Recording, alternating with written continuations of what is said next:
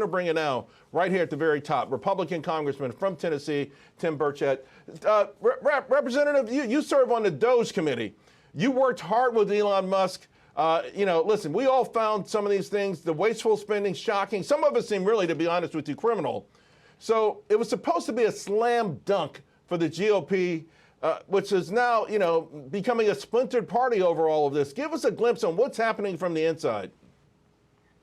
Well, you've got NGOs, non-government organizations, and I think we're finding out that in the past that and some of these other groups that money went back. There was a paper trail, as Elon Musk told me, back to members of Congress. He thought through this dark money and campaigns and stuff, and frankly, I suspect you're going to find somebody's wife and/or girlfriend that works for some of these organizations, but.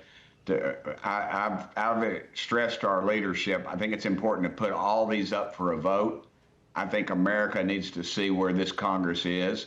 And if you don't vote for them, if you don't want to vote to defund NPR, who said, when they asked what is their definition of propaganda on one of the shows I was listening to, and they said, Lee Greenwood singing God Bless the USA.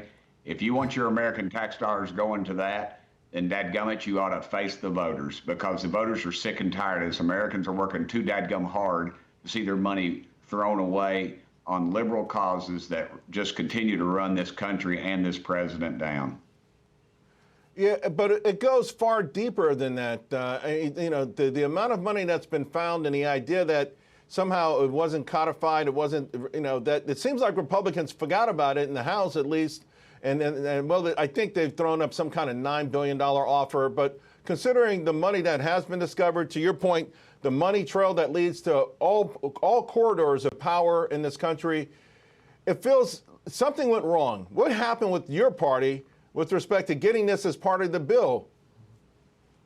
I just don't think we have the guts to do it. That's why I went ahead of leadership and just went on and presented, filed 3 bills this week. I have about a dozen more next week of codifying President Trump's executive orders. The Republican Congress is one flu season away from being out of the majority.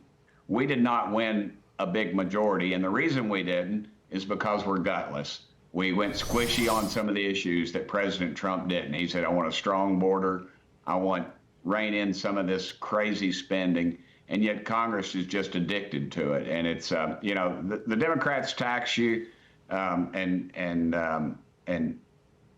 promote liberal woke programs. The Republicans, we borrow it and throw it at defense. And so it's got to change, Charles. People got to start holding elected officials accountable. As Republicans, we go home and we throw the red meat out at the Reagan Day dinners and all, and then y'all just keep electing us. Finally, people are starting to pay attention to these votes and these 3,000-page bills and what's in them.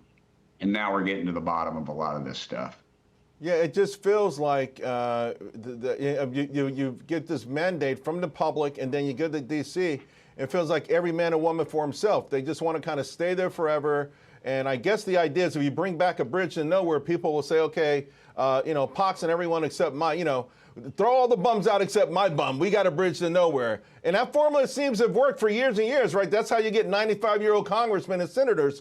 But to your point, we saw yesterday this blow up between Elon Musk and President Trump, just how much is boiling beneath the surface there. And I know on one hand, those in power, particularly in your party, want to show results. On the other hand, those results don't feel like what the American public has voted for. Let me shift gears for a second, because Peter Navarro was out saying that perhaps within a week or so, President Trump and Xi are going to meet again in a week. Now, this morning, China actually resumed some of the rare earth permits for U.S. automakers. So, the big trade deals, we're hoping that we get some, but what is the chance we might even get some with China sooner rather than later? Well, I think it's very likely as long as President Trump's involved. That's why he did the tariffs with, he started throwing the tariffs out, because Congress is, Congress, a lot of congressmen are mad in their arrogance, because I'm sure they wanted to write a real strong letter to Xi Jinping, but Trump gets it. He put his money where his mouth was. He put the tariffs out there. They know he's serious about them. and we're not going to do anything. Congress will not do anything because the K Street lobbyists, this Congress, every Congress in the past for the last couple of decades has been in bed with technically our enemies, and in this case, it's China. Yeah, case in point, we allow Chinese to get our genome, our genetic material, so they can develop weaponry and biological entities against us. We allow them to buy farmland. We allow near our military bases. We even have commissaries run by Chinese. Our military installations, our research institutes, our colleges and universities are in bed because they want the easy dollars, the cheap dollars. They want these foreign students that come in. They don't pay in-state status. They pay big money. Right. And the colleges and universities are addicted to that. They don't care about the dadgum country, Charles. All they care about is their pocketbook. And that is indicative of what Congress is, because the lobbyists know, you know, you run a $100 bill down the hallway here, attach it to some fishing line, you'll probably have half a dozen congressmen chasing it. and that's exactly what we're seeing right now with the Chinese. You know, these lobbyists, they may directly or indirectly be representing them, but dadgummit, they are.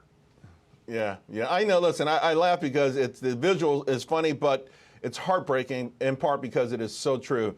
I hope you hold the line. There are very few of you out there. And by the way, you know, tell them to look at the stock market. The stock market is not nearly as afraid of what's happening as the mainstream media is making it to be, or as certain even party people in your party.